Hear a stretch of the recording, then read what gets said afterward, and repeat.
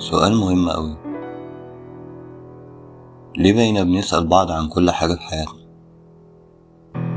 ليه كل كلمة أو خطوة بقت لازم تتشرح وتتبرر للناس حوالينا؟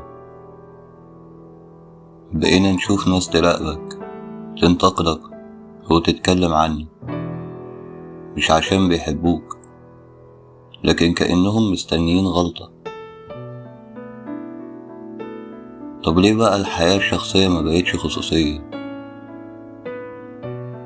يمكن بقت الناس تدور على النواقص عند غيرها علشان تنسى مشاكلها، ولا يمكن بقينا نخاف من الناس أكتر ما بنخاف من ربنا؟ انت شايف ليه الناس بقت تتدخل في حياة غيرها بالشكل ده؟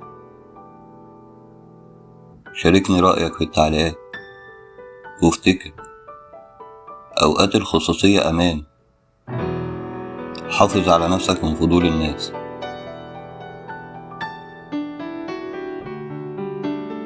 لو عجبك الفيديو اعمل اعجاب واشترك في القناة علشان يوصلك كل جديد. سلام.